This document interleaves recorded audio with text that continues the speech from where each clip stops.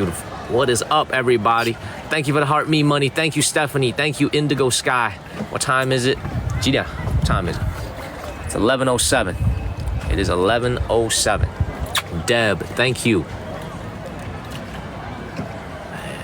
Indigo Sky, medical coding. Thank you.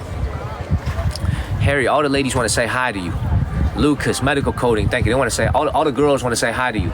Hi to you. 所有女生都想跟你说 hello. Hello. Yes, 11:07 a.m. Hello, girl. Girls, plural. JC Martin, thank you. Brisa, thank you. Nicho, Brisa, thank you. Clutch, hey, Clutch. 我们信号怎么样？信号。Yeah, it's actually, 不用查了。我们信号就 Angela, Tina. By the way, I'm on the middle of a lake right here on West Lake, and I'm still able to stream. 啊？白堤。为了纪念白居易的。哦，就这条路，这条。你们这还有一个苏堤。苏堤，那个是纪念谁的？那个苏东坡。是。就苏堤和白堤，对吧？就这两个堤。还有一个杨公堤。杨公堤。杨公堤就是杨梦英，他没什么名气。了解。他没写诗。All right, everybody, y'all see this path right in front of us? This is called Baidi. This is a path that commemorates a great Chinese poet named Bai Juyi. If you guys go on YouTube and watch one of my really old videos when nobody was watching my content and I was still working very hard to make content, we actually went to the Longmen Grottos to film, and Bai Juyi is supposedly buried there. We actually visited his tomb. Now, I didn't film his tomb, but we filmed the path that leads up to his tomb. Bai Juyi is a very famous Tang Dynasty, 唐代的吧？白居易唐代的吧？唐朝的，唐朝。Tang Dynasty poet. Now, there's another walking path here called Sudi, which is a great walking path. That commemorates a historical Chinese figure named Su Dongpo. I can't even tell you much about him, because I don't even know that part of history. 苏东坡跟那个肉有什么关系？东坡肉。Well, I'll tell you this. A cut of pork is named after him. That's all I know. Literally, a cut of pork is named after this gentleman. A lot of history here. There's a lot of history here in Hangzhou. Fun fact for everybody. During the Qing Dynasty, the Qianlong Emperor would ride his dragon boat all the way from Beijing, and he would come down here to the Hangzhou area. This is one of the areas the Qianlong Emperor loved to visit. Beijing and Hangzhou are very far away. Even if you took a plane today, it's like a 2-hour plane ride. He would take his dragon boat, and he would go all the way from Beijing. Well, actually, 乾隆以前南巡的时候，他是坐船下来的吧？对不对？他从北京的起点是哪里啊？就是北京啊。就从北京啊。他从北京能坐下来，从船能坐下来。对，一路南下到这边，一路坐船下来，就是靠大运河。Wow. So when the Qianlong Emperor actually visited Hangzhou, he didn't even have to ride a horse, man. He was on his boat the whole time. The Qianlong Emperor, he rode all the way from Beijing via the Grand Canal. Wow, that's gotta take, 那至少1个月吧. That's gotta take at least a month. 1个多月. It's take at least a month to go from Beijing down here to Hangzhou. Dude, man, he had all his baby mamas with him, you know what I'm saying? He had all his queens, he had all his consorts, he had musicians playing for him. He had like 20 baby mamas with him on that boat, y'all. I'm serious. On the dragon boat, he had people serving him all kinds of food. He had all of his baby mamas. Thank you for following, Queen. Thank you. Qianlong Emperor be living good, y'all. He be living good. Stephanie, thank you. And thank you. The signal's still good, everybody. We're in the middle of a lake, y'all. L, thank you. We're in the middle of a lake. He said, seriously, I give up. Don't give up. Here's Harry right here. Say hi to Stephanie. Hello, girl. Say Stephanie. Hello to Stephanie. Every girl. Every girl. You see? Oh, Hannah, thank you. Man. I said, say hi to Stephanie. She said hi to every girl. Look at that. Man. Oh, man. I know, it's very cloudy over here. I'm actually kind of starting to rethink my decision whether or not we should do that long boat ride, man. The boat ride is nice and all, but there's not a lot for me to talk about just sitting on a boat. You know what I'm saying? Not a lot for me to talk about. You know? Just the water. You know what I'm saying? Man. Is Stephanie still here? This is my friend and my assistant. His name is Harry. His Chinese name is Wentao. from Anhui province. And it's very romantic to see the mist surrounding the mountains, so I will give you that. So, hi, every girl.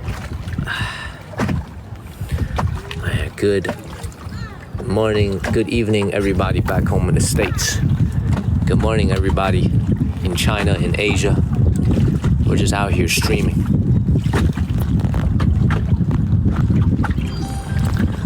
Man, Beline Juarez, thank you. Jasper Dog, thank you. Thank you, Beline. It's reflective on life, y'all. Somebody just put in a comment. Medical coding. Lynn, thank you. What do you do for a living out here? This is what I do for a living. I go on TikTok. I live stream from China. And I talk to you guys. That's what I do for a living. Try to put a smile on your face. L, thank you. Thank you, L. Try not to take ourselves too seriously and just have a good time. Laugh at ourselves. Try to make you a Sky Dancer, G-Dub, thank you. You know what's interesting? Though? How do I say this? You know what's interesting? Sweet Drop, thank you. Thank you. So for Big T, thank you. So for, what was I gonna talk about? For all the folks, G-Dub, Big T, thank you. Because Gio just said we should bring a fishing rod out here. This is why it's a little, I know fishing permits, you need to get fishing permits in America as well. 这不能钓鱼吧？不能钓，不能。这里面有鱼，这是世界中国唯一一个历史文化河。是吗？就这里面的鱼有钓的吗？有公司来钓吗？有一个钓鱼协会，他们只有30张钓鱼证。30张钓鱼证。30个人能钓。整个杭州只有30个人能钓。对。他们钓出来的鱼能留下来吗？还是得带走的？它这里面有什么鱼啊？鱼很多的，很多种类。那这30个鱼，那这30个人不把那他们天天都能钓到很多鱼啊？有规定时间的。哦，规定时间。偶尔开放，平时也不能钓。Viv, thank you. Thank you. So I'm gonna tell y'all something that's gonna shock y'all. So this gentleman, our very friendly boat rower, I gotta give him a tip after this. Our very friendly boat rower just told me that, first of all, Gio, you cannot fish in here. You cannot get a dollface. Viv, thank you guys. You do not have a fishing license to fish in the West Lake. In the entire city of Hangzhou, there is a fishing association, and there's only 30 people that could fish here. They only gave out 30 permits. In a city of 10 million people, only 30 folks could fish here. 这30个人都是谁啊？我也不清楚。你的意思是不是全世界就30个人在这钓？差不多这个意思。Wow, only 30 people could fish here? Wow, only 30, 只有30个人。整个宇宙只有30个人。On the whole earth, only 30 people could fish here. Dog, if I was one of them 30 people, man, you know what I'm saying? I'm opening up my little Bubba Gump fishing company over here, man. I'll get so much fish. It'd be crazy. Man. Laura P, thank you. Laura P, thank you very much. The rain, 不下雨了. Ain't that some bullshit, man? When we were walking here, it's raining. Now we're on a boat in the yawning. It's no longer raining. That's some BS right here. 头发都干了。你的头发也干了. It's that wind, man. That's drying your hair. See, what you should do, Harry, you should just take off your shirt altogether, man. That wet ass shirt, that wet shirt. 你直接把你衣服脱了. All the girls will love that. All the girls will love that, man. Oh, man. No. I see a lot of people doing shirtless push-ups on TikTok Lives. Our channel will be all right. Man. Katie's like, yes! Everybody wants to see it. Everybody wants to see it. 大家都想看. Man, they want to see. Yo, he teased y'all a little bit. Doll face, thank you. I promised you guys we would do a live stream from Westlake. But you know, the hardest thing about streaming from a place like this is there's just not a lot going on. It's a big old lake.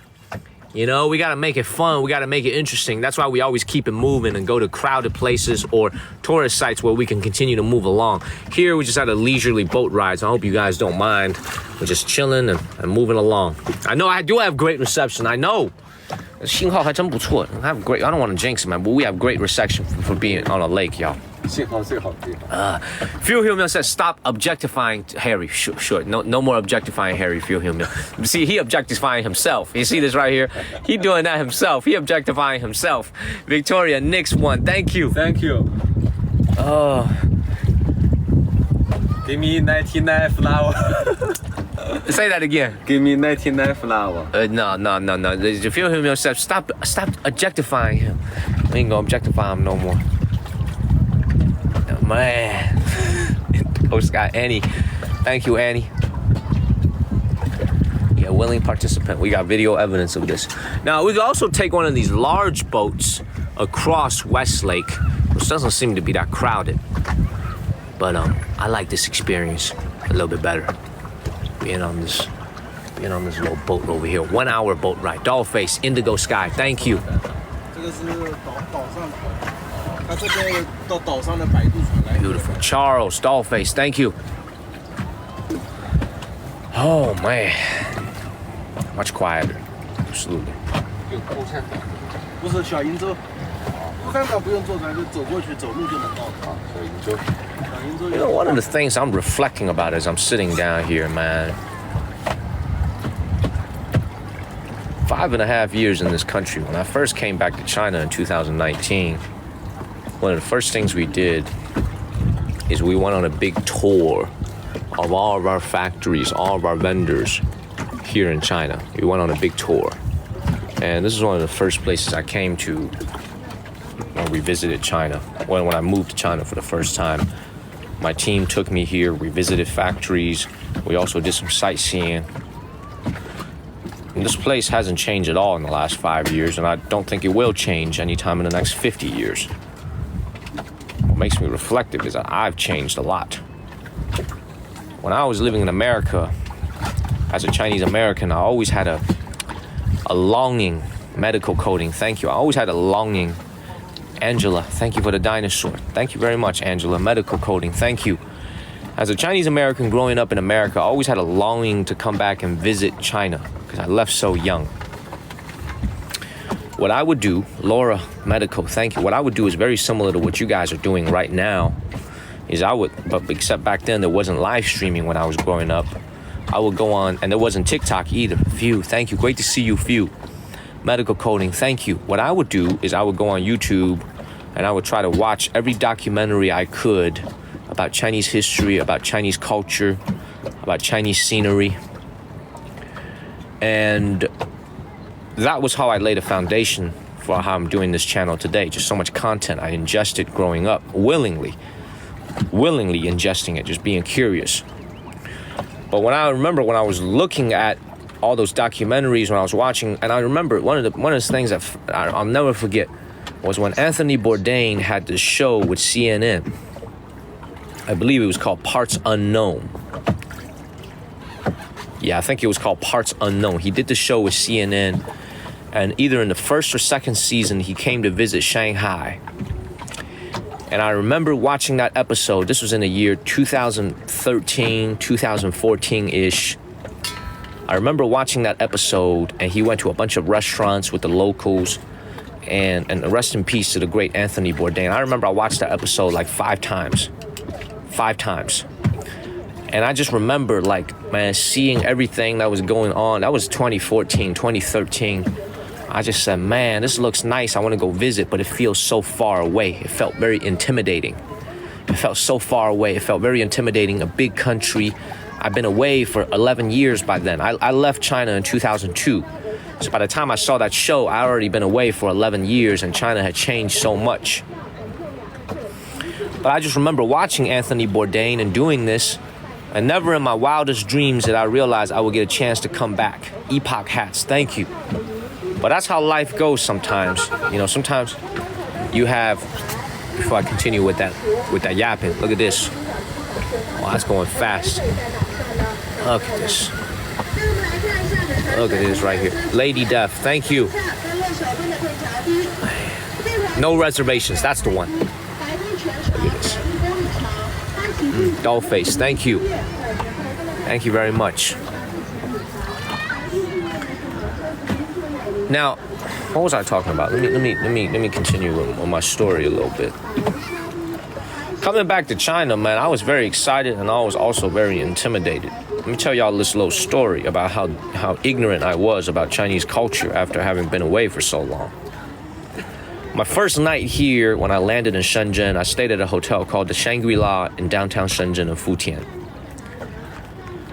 I only stayed there for about 4 nights, and then I moved to a new hotel because I did not have a permanent Chinese visa, which means I had to stay in a hotel. I couldn't rent a home because I only had a visitor's visa. I remember as I was leaving the Shangri-La hotel, I had a bunch of luggage with me because I was moving to China. I had a bunch of change on me, a bunch of coins, like 1 yuan coins. 1 yuan is worth about 14 cents. And I gave the porter, the guy who's standing in front of the hotel, I gave him like 5 coins as like a tip. You know what I'm saying? As you do in America, you slip them like a 1 or a $5 bill, $1 bill. You know what I'm saying? And I still remember his facial expression. FM San Sandals, thank you. Because I wasn't really, thank you Dollface, thank you Sandals. I wasn't really, it's a big mistake. Because number 1, they don't tip here. Number 2, I shouldn't have given him coins. Because coins is what you throw in the people who used to, in old society, who used to beg on the streets. Because I was culturally ignorant. I didn't know anything about the culture when I first came here. 5 years has gone by, 5.5 years has gone by since that happened. I still remember that story. I put like 5 coins in his hand and he didn't even know what to do. So I remember little things like this. I have a very good memory. I remember things like this, especially my interactions with people. And I remember when I first came here, I didn't know how to use WeChat Pay. I didn't know how to use Alipay, all that stuff. But the message I'm trying to tell you guys is, if you look at me now in China, everything works out easily for me because I've been here for so long. With time, everything will fix itself. Everything, you will adjust. You know what I'm saying? So for all the Americans back home, if you're ever thinking about, I get a lot of messages from folks who think about living here. Like Brittany B, she lived here for a while in her life, many years. I also get a lot of messages from Americans who want to visit here. And a lot of them feel intimidated by the country because it's so big. They don't speak the language. They don't use credit cards in most places. They use WeChat or Alipay. They feel very intimidated.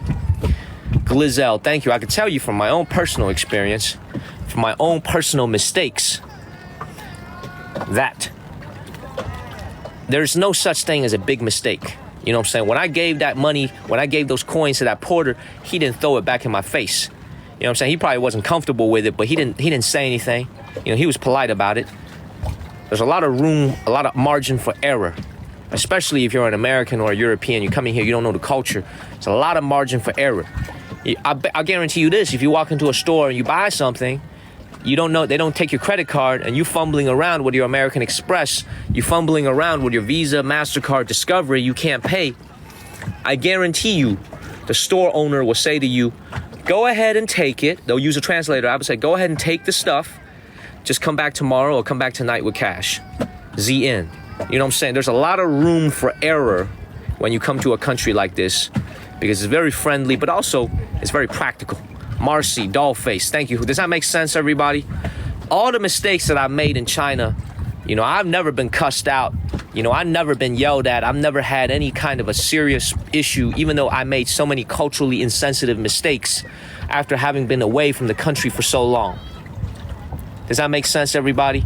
So it's like for all y'all who are watching me on TikTok, a lot of y'all, because some of y'all have an affinity, not only maybe for Chinese culture, but also for other Asian cultures, Vietnamese culture, Korean culture, Japanese culture, Thai culture, whatever it is. Or you guys, some of y'all just like to hear me talk about some bullshit every day. You know, yap, yap, yap.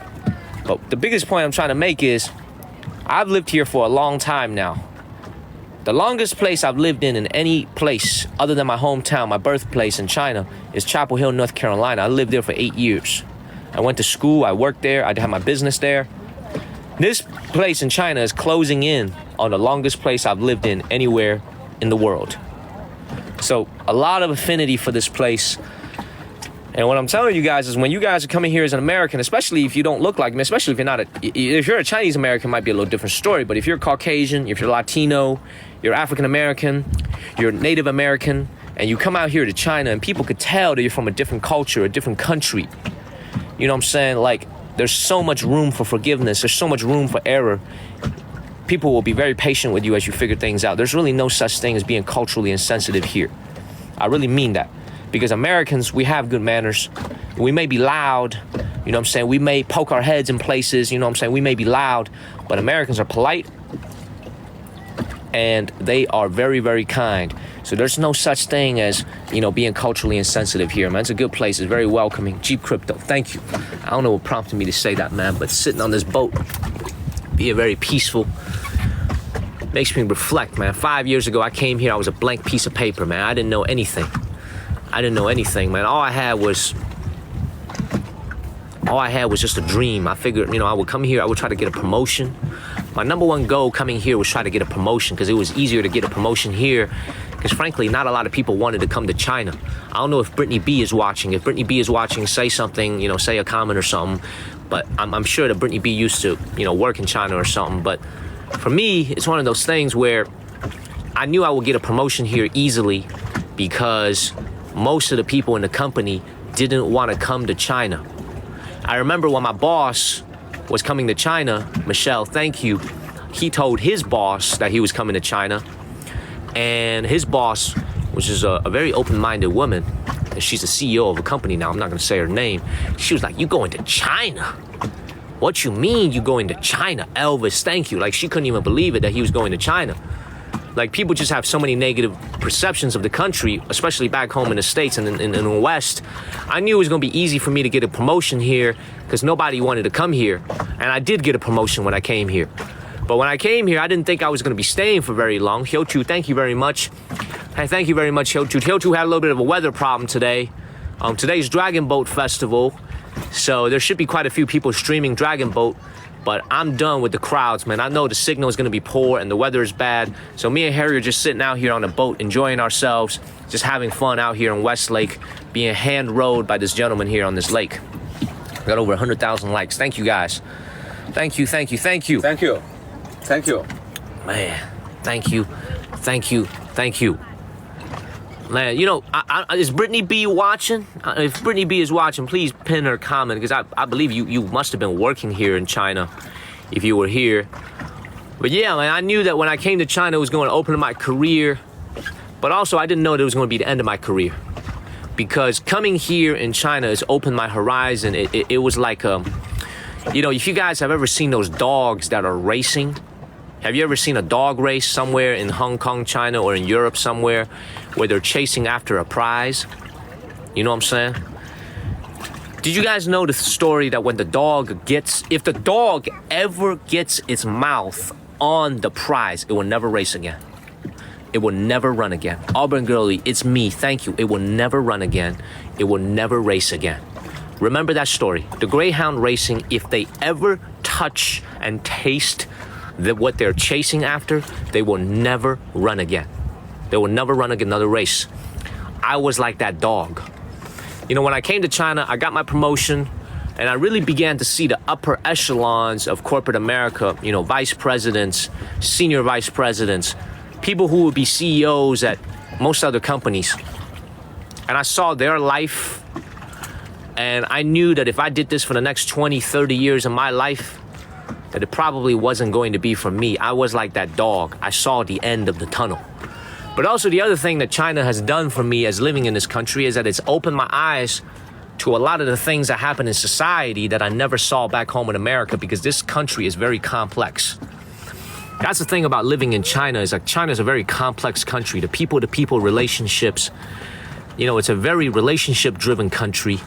It's a very, when you do business deals, when you're interacting with people, there's, how do I say this? Especially if you have a Chinese face like me, it's expected for you to understand certain unwritten rules. Not so much for an American or a European coming over here.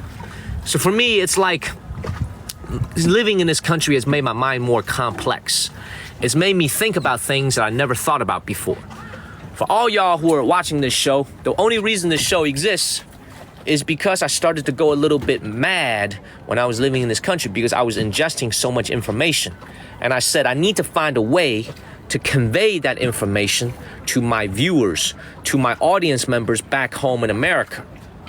Does that make sense? It was as if this country gave me a spark of motivation to go out and film and to go out and live stream. Does that make sense? Because there was so much information coming in. I was like, dog, I got to figure out a way to document this. I got to figure out a way to sort this out. Because if I don't show people this, I'm going to forget it. And this is supposedly the most memorable time in my life. I'm in my early 30s. I'm supposed to be making memories right now. You know what I'm saying? So I figured, you know what? Why the hell don't I just film this and then I could remember it for the rest of my life? That was the motivation for the channel. When we initially started, I had no team. I had no nothing. I didn't know how to use a camera. I didn't know how to do video editing. I had to teach myself all this. All the video editing and CapCut, I do that all by myself now. So all the videos you see, I do it. I'm the one who do it. So it's not very professional. But my point is, I learned along the way. You know, we got better and better. And now we got over 200,000 followers here on TikTok. And that's something I'm very proud of. So, you know what I'm saying? It's just like sitting out here just makes me so reflective about life, man. You know, I don't know, Brittany B, how you feel about how living in China has changed you. Big Thomas, man, thank you. But living in China has made me into a different person. I like to tell people, actually, I came to China as a 28-year-old young man, didn't know anything at all. Now I'm 33 years old and I'm a much more mature person with a lot more perspective on life. That's what this country has done for me.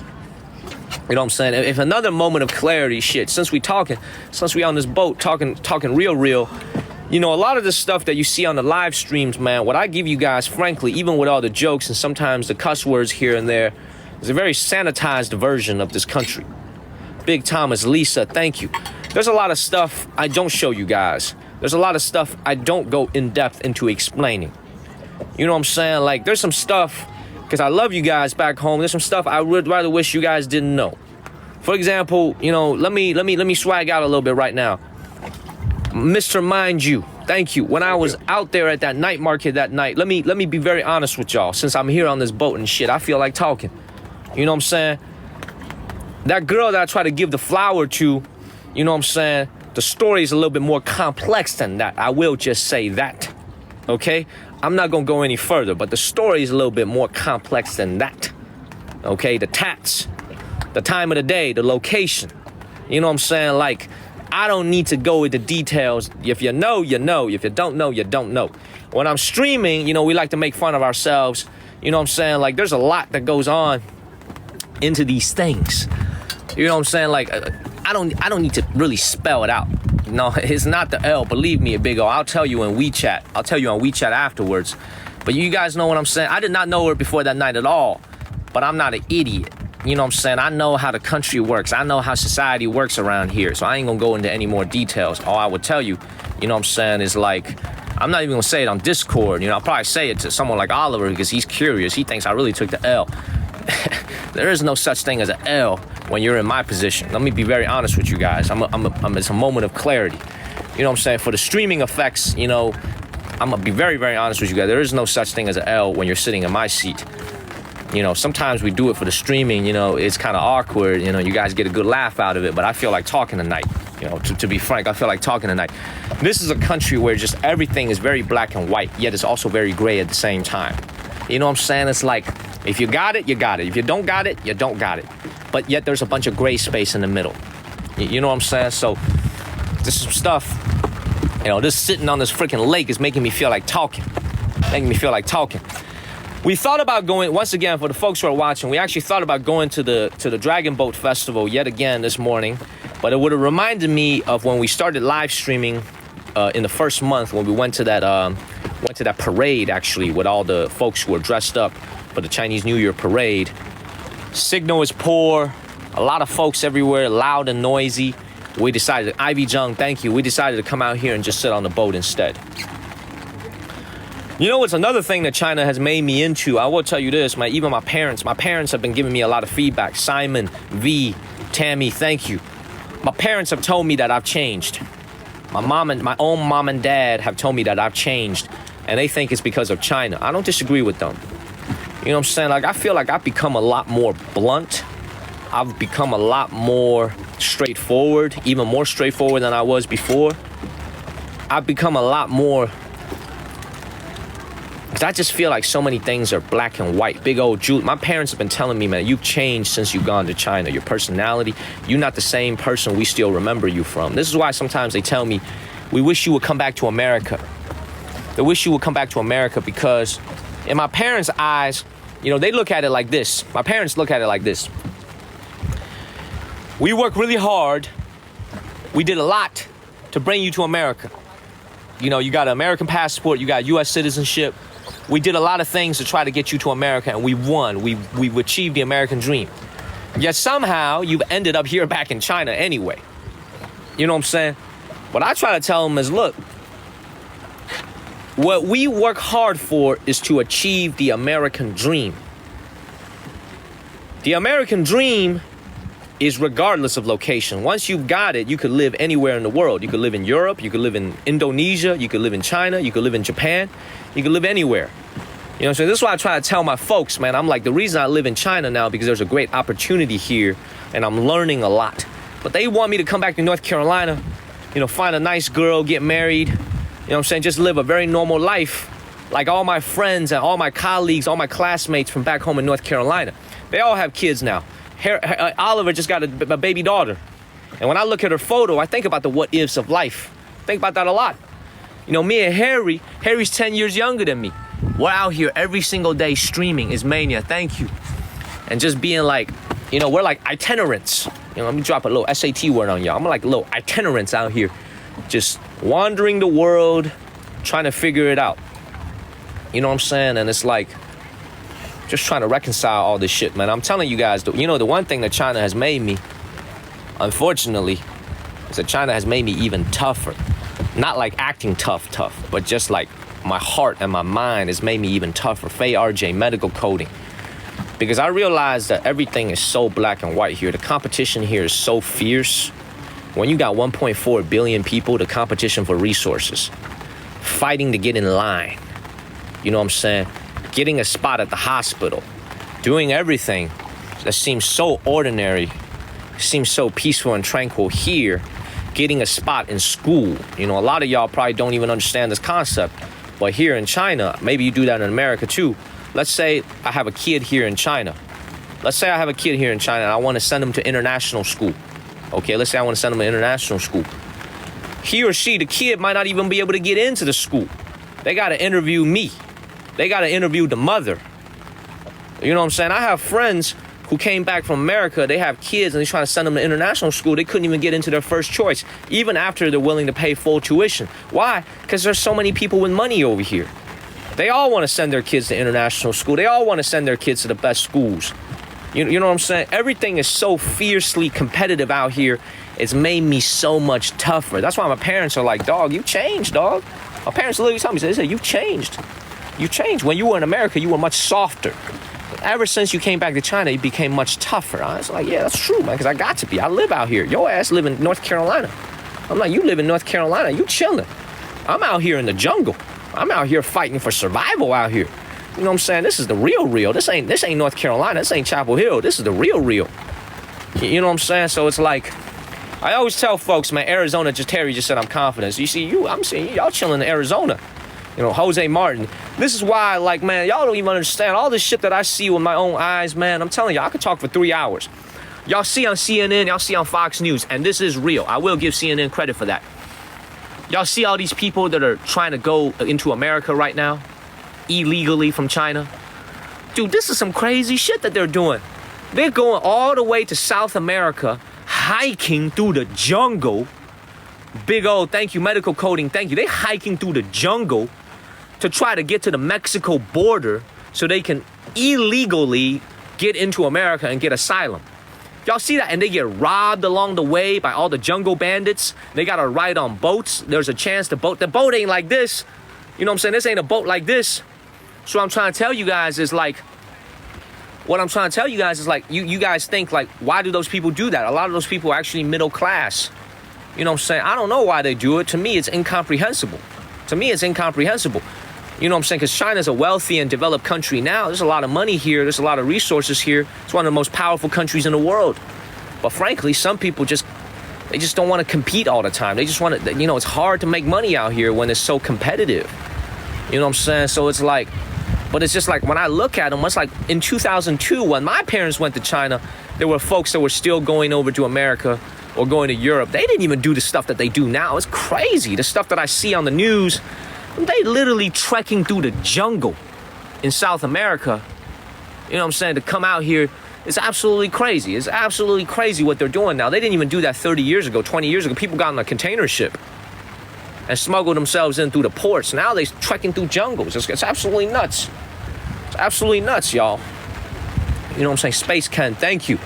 So this is the thing I always think about, man. I'm telling y'all, China is an amazing country. China is a great country. But you gotta understand, there's 1.4 billion people living here. When you got 1.4 billion people living here, everything is scarce. A spot in the best school is scarce. A spot at the best hospital, scarce. 5 minutes with the best doctor, hard to get an appointment. You know what I'm saying? It's like, so many of these things is hard. And, you know, when you got a billion people, sometimes they feel like, you know, I always tell people this, because there's a lot of conspiracy theories out there about why people are going over to America. I could tell you the reason why. Let me tell you the reason why a lot of these folks are going over to America. Because if you wash dishes in China, if you're a dishwasher in China, you make $800 a month. $800 a month if you're a dishwasher in China. You make like what, 5,000, 6,000 yuan, 7,000 yuan if you're lucky in a big city washing dishes. If you go to America and you go wash dishes, you make 4,000 a month. You make 5,000 a month washing dishes, doing the exact same job, probably with more tools, more automation at your disposal. So if I'm making $800 a month here in China doing labor-intensive dishwashing, I might as well go to America and do the dishwashing. You know what I'm saying? I'm gonna live in a basement somewhere, save on rent, probably pay $200-300 a month in rent, living in a crappy place. I can send all this money back home to my family. So like, there's a lot of conspiracy theories about why folks are going over to America. You know what I'm saying? That's because I could do the same job in America and make a lot more money. You know, I sweep the streets, I make $400, $500, $600 a month. I do that in America, I can make $2,000, $3,000 a month. You know what I'm saying? So it's like, that's the reason why. So, you know what I mean? I don't know why, man. I was sitting on this boat, got me feeling like talking. Got me feeling like talking, man. You know what I'm saying? I'm telling you guys, man, this shit got me feeling like talking. Man. Oh, man. Beautiful. I'm telling you guys, you make $3,000, $4,000 a month washing dishes, being a busboy. I'm telling you guys. You don't believe me? Go to a Chinese restaurant, you find out. Billy Allen, thank you. Thank you, thank you, thank you. Man.